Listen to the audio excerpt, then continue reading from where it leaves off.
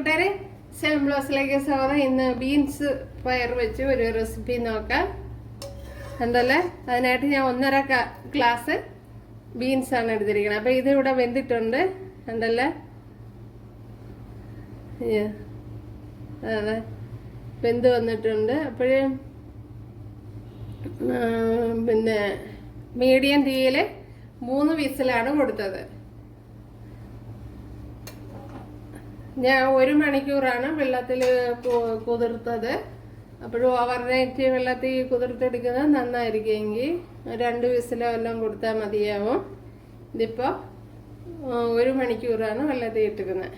3 whistle കൊടുത്ത് വേവിച്ചെടുത്തതാണ്.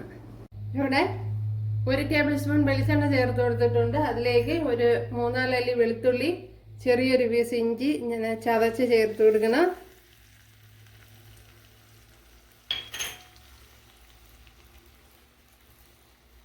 അതേപോലെ ശകലം കറി ലീവ്സ് കൂടെ ചേർത്ത് കൊടുക്കുക.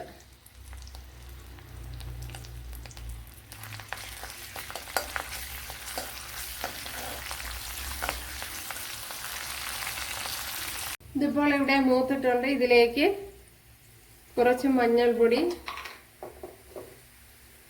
അതേപോലെ 1 ടേബിൾ സ്പൂൺ കാശ്മീരി മുളക് പൊടി,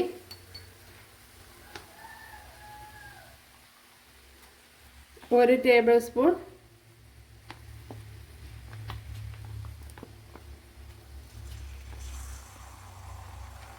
തക്കാളി കെച്ചപ്പ്,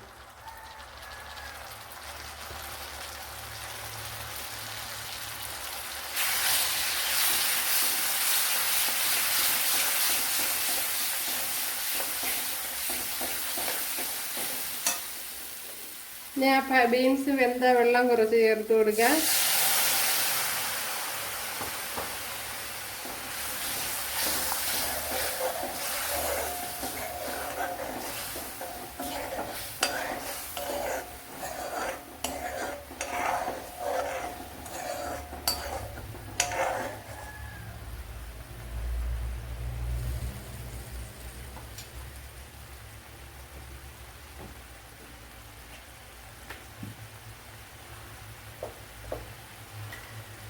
തക്കാളി കെച്ചപ്പ്, ടൊമാറ്റോ സോസ, അങ്ങനെ എന്തായാലും മതിയാവും.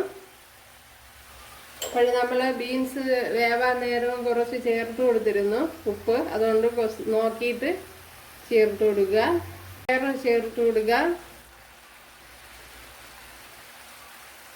അപ്പോഴാ വെള്ളം എല്ലാം പയറുവെന്താ വെള്ളമെല്ലാം ഞാൻ ചേർത്ത് കൊടുക്കുന്നില്ല.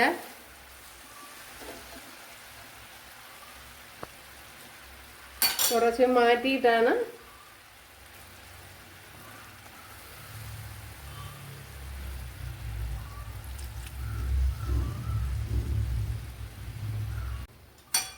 ഇപ്പോഴെല്ലാം ഇവിടെ ചേർത്ത് കൊടുത്തിട്ടുണ്ട്.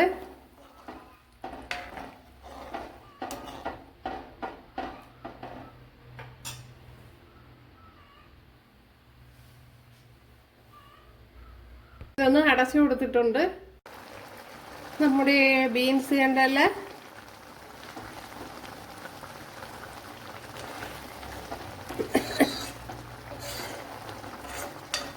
കുറച്ചുകൂടെ ഒന്ന് വരണം. ഇങ്ങനെ വെള്ളമൊക്കെ വറ്റി നല്ലതുപോലെ വരണ്ട് വന്നിട്ടുണ്ട്. അപ്പോഴിത് തന്നെ മതിയാവും.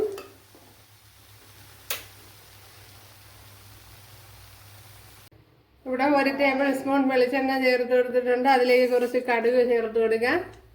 കടുക് പൊട്ടിയിട്ടുണ്ട്. ശകലം ഉള്ളിയും കൂടെ കട്ട് ചെയ്ത് ചേർത്ത് കൊടുക്കാം.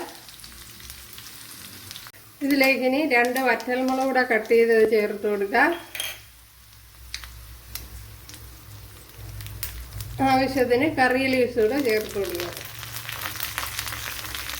അപ്പം നമ്മുടെ റെസിപ്പി ഉണ്ടല്ലോ, അടിപൊളിയാണ്.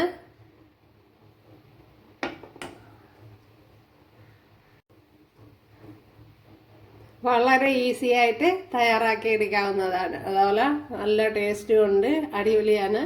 ഒരു കൂട്ടുകാർ ഇതുപോലെ ഒന്ന് തയ്യാറാക്കി നോക്കുക. ഇഷ്ടമായാൽ ഒന്ന് സബ്സ്ക്രൈബ് ചെയ്ത് സപ്പോർട്ട് ചെയ്യുക. എനിക്കൊരു സപ്പോർട്ടാവും. അപ്പോൾ അടുത്തൊരു വീഡിയോ ആയിട്ട് കാണാമെന്ന് പറഞ്ഞുകൊണ്ട് എല്ലാവർക്കും താങ്ക്സ്.